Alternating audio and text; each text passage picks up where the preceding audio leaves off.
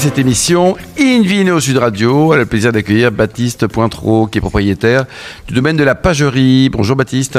Bonjour à tous. Alors vous êtes fils d'agriculteur et en 2017 vous avez décidé de vous lancer en partant de zéro, racontez-nous. Voilà, donc moi j'ai 2017, après des études un petit peu agricoles, puis un peu dans la grande distribution, j'ai travaillé 7 ans dans la grande distribution, Je suis revenu reprendre l'exploitation familiale j'ai donc fait une diversification, j'ai repris un domaine viticole sur Reuilly. Moi je suis originaire du village d'à côté. Comment il s'appelle le village d'à côté ? Eh bien Lasnay. Lasnay, bah, voilà, bien sûr. Il y a des... Lasnay, près de Shanghai, Rio et Lasnay. Enfin bon, faut arrêter. Voilà, quoi. donc il y avait un domaine à reprendre sur Reuilly, donc j'ai repris ce domaine. J'étais quand même assez passionné de vin et de viticulture. Et donc ça s'est fait. Il y avait le domaine de monsieur Guy Malbette, qui n'avait pas de successeur, qui avait déjà presque 75 ans. Il y avait 9 hectares. Et c'est pas mal déjà. Hein, 9 hectares, et puis aujourd'hui on a presque 14. Oui. Et tout en bio depuis... la conversion a commencé en 2019, et là... à partir du millésime 2024, tout est certifié. En appellation, vous êtes en quoi ? Appellation Reuilly sur la totalité. Sur la totalité. Ouais. Hélène Pio, vous aimez les vins de Reuilly, Hélène ? J'aime beaucoup tout ce qui est Centre-Loire, moi, même tout Salon, Quincy, Reuilly, tous ces trucs-là, je trouve que c'est très David, sympa. Cobol, et il y a souvent des rapports qualité-prix super. C'est vrai. David ? J'aime les bons vins de toutes les appellations, mais jamais une appellation dans son ensemble, parce qu'on ne peut pas aimer tous les vins d'une seule appellation. Vous avez parfaitement raison. De cette région, en tout cas en général. Est-ce que cette région aussi Oui, c'est des régions intéressantes, surtout en ce moment avec le réchauffement climatique, parce que c'est des régions qui gardent de la fraîcheur, qui ont une certaine vivacité. Et Reuilly, vous avez une particularité, c'est que vous faites un rosé avec un cépage blanc. Et on fait avec le cépage Pinot Gris. Oui. En fait, voilà. Et comment on fait ? Vous prenez un truc, un peu de mandarine, tout ça, et ça fait. Ouais, on fait, on fait une légère macération dans le pressoir, et puis pressurage direct. C'est très très très léger en couleur. Hein. Il y a pas de mais c'est un Pinot Gris qui est sec, qui est frais. Mais à la différence de certains rosés pâles, c'est naturellement léger en couleur. Voilà, on ne fait pas des filtrations sur charbon. Non. Et puis c'est pas des rosés de saignée, c'est vraiment pressurage direct. Et donc c'est un vin qui est sec, parce que généralement le Pinot Gris est quand même légèrement sucré. Là c'est sec. Et donc on a un vin qui est très naturellement très aromatique, qui vieillit très bien. Et qui est aussi un petit peu gastronomique. Hein. C'est pas que le rosé d'été, de soif, de barbecue. Voilà, c'est vraiment un rosé qui va très bien avec les plats un petit peu exotiques, les plats épicés, etc. C'est vraiment un vin qui se boit toute l'année, et sur des belles tables aussi. Vous en parlez très bien en tout cas. Vous l'appelez officiellement gris ou vous l'appelez rosé ? Écoutez, pour rien vous cacher, dans le Berry, on dit que c'est du gris, parce qu'il a été connu comme ça, parce que Pinot Gris, le gris de Reuilly, etc. On voulait pas le dire que c'était du rosé, parce que le rosé, c'était pas très valorisant. Et parce que le gris, c'est mieux, gris ? Je sais pas. Ouais. Les cavistes, les sommeliers, qu'est-ce qu'ils en disent ? Écoutez, le gris, ça plaît bien quand on peut l'appeler gris. En tout cas, ça change. Voilà. C'est ça. Et puis alors, vous avez eu une pluie de médailles qui s'est abattue sur vos vins presque dès le début. Ça, c'est assez génial. Vous avez eu des coups de cœur du Guy d'Hachette, de Decanter. Oui, il y a des choses où j'importe plus d'importance. Au début, quand on se lance, on essaye de faire feu de tout bois en essayant de se faire connaître, parce que quand on n'est pas connu, et puis en plus quand on a repris le domaine, on a changé de nom, on n'a pas du tout repris la distribution, etc. Donc faut se faire connaître. Vous avez tout changé. Hein. On a tout changé, et donc du coup, on fait les concours général agricole, etc. Aujourd'hui, c'est pas ce que je vais rechercher, mais voilà, ça permet de se faire connaître. Au début, oui, ça vous a beaucoup aidé. Ça a un petit peu plus de notoriété. Oui, c'est sûr. Et puis on a eu quelques parutions de la RVF sur des citations, des notes, et voilà.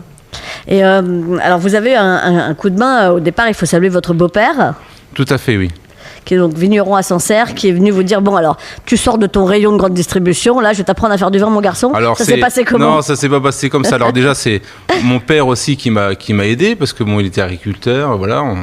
en famille. Et puis après, mon beau-père, qui effectivement était vigneron à Sancerre. Il était inquiet pour sa fille ou c'était quoi l'histoire? Non, pas du tout. Est-ce qu'il était fier que vous lanciez dans le vin? Oui, je pense. Et puis il est venu beaucoup m'aider au début. C'est lui qui m'a un petit peu appris comment faire du vin. J'ai pas fait. Quel est son prénom? C'est Didier Prieur, du domaine Paul Prieur et Fils à Verdigny. Très bien. Allez, on les embrasse. Enfin, on embrasse quoi. Hélène. Donc effectivement, entre le beau-père et le papa, voilà, il vous a un peu tenu la main au démarrage. Voilà, oui, tout à fait. Et alors aujourd'hui, vous travaillez tout seul sur vos 14 hectares, parce que c'est beaucoup 14 hectares. Aujourd'hui, j'ai 2 salariés à temps plein, plus beaucoup de saisonniers qui travaillent sur le domaine. Surtout en ce moment, c'est le gros boom. Et puis après, on fait un petit peu tout ce qui est rouge, on vendange à la main. Alors, votre cépage pour le rouge, c'est le Pinot Noir. 100%. 100% Pinot Noir. Très bien. Ouais. Et donc, le 2022 est comment? Parce qu'en ce moment, il est pas mal dans la Loire. 2022 était très bien, C'est 2023 magnifique. Aussi, 2024, enfin tout est bon, comme tous les vignerons, chaque année, c'est excellent. C'est dingue, ça. Chaque millésime a sa typicité, chaque millésime est différent. Et 24 et c'est ça qui est bien. N'était pas compliqué sur le plan de l'humidité? Alors 24 était très compliqué, le millésime pour tout, du début jusqu'à la fin. Et il a plu au printemps. On s'est dit avec toute la pluie qu'on a pris, on va peut-être avoir beau temps au mois de septembre, mais bien non. Et donc on a fait avec. Et ça fait malgré tout des jolis vins. On a regagné des vins en fraîcheur parce qu'avec le réchauffement climatique, malgré tout, c'est quand même impactant sur l'équilibre acide du vin, l'équilibre de fraîcheur. Et donc cette année, voilà, on a le 2024 et joli. Ouais. Génial. Le gamme de prix? On est entre 13 et 17 euros sur les belles cuvées. Ça va, en TTC prix particulier. Voilà, c'est ça. Ça va. Hein. C'est David, vous en pensez? Et puis il y a des entrées de gamme en dessous? Non, on reste à peu près. Non, c'est 13 euros. D'accord, on ne peut pas faire de deal là. Non, là j'ai bien regardé les prix moi aussi, effectivement, j'ai rien trouvé en dessous de 13 euros. Par contre, ça monte un peu pour une cuvée qui est Ruliacus. Alors, Ruliacus, oui, c'est une cuvée qui est élevée en amphore, en terre cuite. Ah oui, en jarre, s'il vous plaît. Voilà. Parce qu'on ne peut pas vinifier dans un amphore. Oui. Ouais, alors ça, faut pas se tromper. Hein. Vous le connaissez pas bien, alors. Baptiste, mais il a 2-3 trucs comme ça, David Cobold. Sinon, vous pouvez appeler ça un dolium. C'était le mot latin. Expliquez après que vous avez des vins avec une grande minéralité, ça va encore l'énerver aussi. Il y a 3-4 mots comme ça bizarres. Bon, heureusement, je ne l'ai pas dit. Hein. Ouais.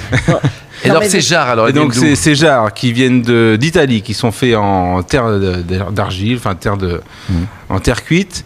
Et donc, on vinifie un vin rouge, qui est issu d'une cuvée parcellaire, d'une parcelle en argilo-calcaire sur Reuilly, sur l'Asné exactement, comme on disait tout à l'heure. Bien sûr.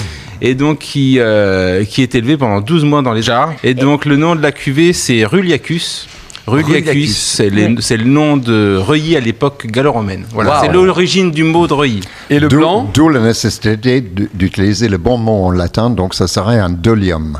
D'accord. C'est ça. Voilà. Très bien. Eh bien, merci. Prenez des notes, là. C'est gratuit, là. Il y a le professeur David Cobold, Baptiste. Non, mais on plaisante. Hein. Alors, il y a beaucoup d'autres choses. Hein. Chez vous, il y a des bulles. Et puis, il y a un vin dont le nom m'amuse, il s'appelle Presque Rien. Presque Rien. Alors, c'est mon prédécesseur avec quelques rangs de gamay. Et donc à un moment donné, faut bien faire quelque chose. Et donc on a ramassé les raisins, on les a mis dans une cuve, on les a laissés faire et fermenter en indigène. Ça, voilà, on les a pas sulfités. On a dit qu'est-ce qu'on en fait et puis on a dit on va le mettre en bouteille. Et puis on a rajouté un tout petit peu de soufre avant de le mettre en bouteille. Et puis voilà, donc presque rien. Et c'est presque rien. C'est bon. Et voilà. Potentiel alors d'abord, pour terminer, température de service. Vos vins, on va parler des blancs. Sur les blancs, 10-12, comme le gris, pareil. Ouais. Et puis sur les rouges, 16, voire 14, légèrement frais l'été, sur les pinots noirs. Il peut vieillir, votre pinot noir? C'est-à-dire qu'on peut l'attendre? Ça va dépendre des millésimes. Après, on n'est pas sur des vins de garde à Reuilly. Je dirais 4-5 ans, c'est déjà bien. Ouais, c'est bien déjà. C'est que pour en savoir plus, il faut se précipiter au domaine de la pagerie, parce qu'on peut dormir sur place. Ah oui, 180 mètres carrés. Il y en a même 4. Donc là, vous pouvez choisir la vôtre. 180 mètres carrés, il y a un onotourisme très sympa. Bon, on va venir vous voir là pendant ces grandes vacances. Et vous avez toutes les infos sur le domaine de lapagerie.fr. Merci beaucoup Baptiste Pointreau ainsi qu'Hélène Pio, David Cobold.